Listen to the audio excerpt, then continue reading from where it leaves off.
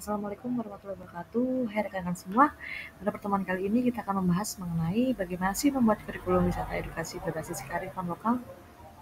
Pada kurikulum ini menawarkan pelestarian budaya yang berkelanjutan dan juga pengalaman pendidikan yang cukup mendalam. Adapun konteks kearifan lokal di Indonesia, yaitu Indonesia terdiri dari 1.700 kepulauan yang tersebar dari Sabang hingga Merauke. Dengan mosaic budaya, lebih dari 300 kelompok etnis membentuk kekayaan budaya yang tak ternilai. Adapun tantangan modern, era globalisasi menghadirkan tekanan baru terhadap pelestarian kearifan lokal.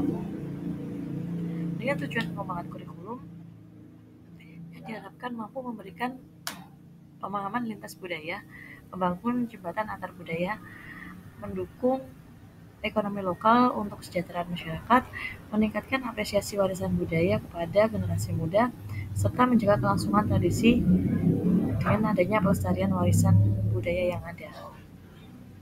Prinsip-prinsip dasar kearifan lokal diantaranya adalah Bhinneka Tunggal Ika yang memiliki arti berbeda-beda tapi tetap satu, menjiwai seluruh aspek kehidupan bangsa Indonesia. Yang kedua, gotong royong, di mana semangat kerjasama dan juga saling membantu dalam kehidupan bermasyarakat. Prinsip yang ketiga yaitu mengenai musyawarah dalam mengambil keputusan melalui diskusi dan juga kesepakatan bersama. Untuk prinsip yang keempat, harmoni dengan alam, hubungan yang seimbang antara manusia dengan lingkungan sekitarnya. Adapun metodologi pengembangan kurikulum dengan pendekatan partisipatif yang melibatkan masyarakat lokal dalam setiap tahapan pengembangan kurikulum, penelitian lapangan, melakukan studi komprehensif terhadap praktik budaya yang masih ada, kolaborasi multi pihak yang bekerjasama dengan tokoh adat, akademisi, dan juga pemangku kepentingan lainnya, serta pengembangan iteratif yang menyempurnakan kurikulum berdasarkan uji coba dan juga umpan balik. Adapun komponen dari kurikulum inti ini diantaranya adalah sejarah dan juga asal-usul, eksplorasi mendalam tentang akar sejarah dan juga evolusi tradisi lokal sepanjang waktu. Pengalaman langsung terhadap ritual, upacara, dan juga kegiatan budaya yang masih dipraktekkan, serta pembelajaran teknis tentang kerajinan, seni, pengobatan, serta pengetahuan lokal lainnya. Adapun strategi pengajaran interaktif dengan adanya simulasi budaya, permainan peran, dan juga rekonstruksi peristiwa budaya penting untuk pemahaman yang mendalam. Yang kedua, praktik secara langsung dengan pengalaman hands-on untuk membuat kerajinan tradisional dan juga mempraktikkan keterampilan budaya. Dan yang terakhir ada eksplorasi situs yang memberikan kunjungan terarah ke lokasi bersejarah serta tempat-tempat sakral lainnya.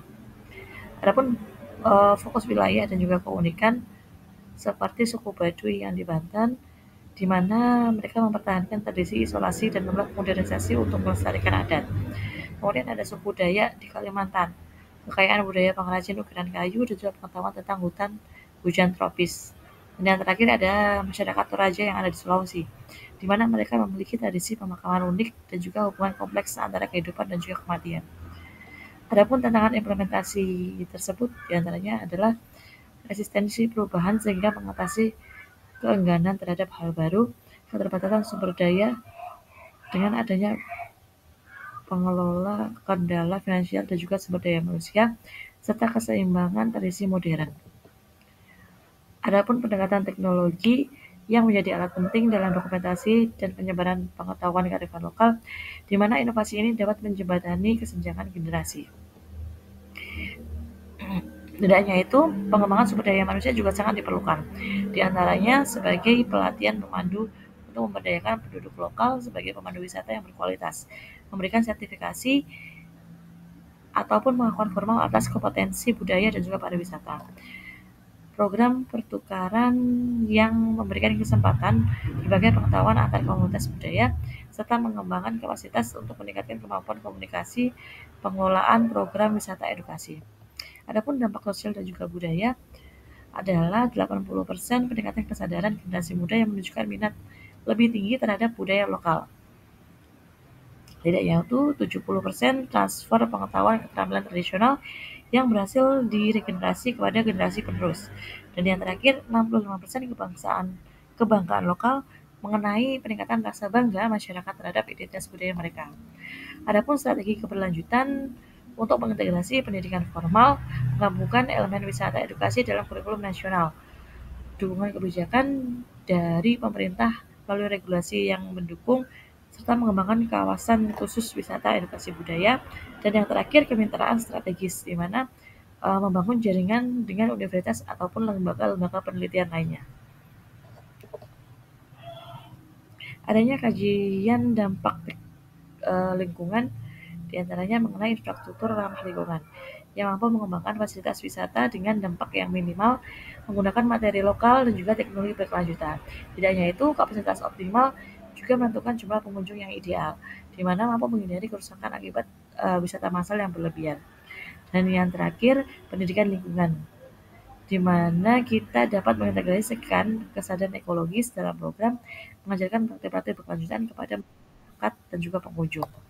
Adapun kesimpulan dan juga pandangan untuk masa depan pada proyek ini adalah jembatan pengetahuan di mana wisata edukasi menjadi penghubung vital antara masa lalu dan juga masa depan yang ada di Indonesia.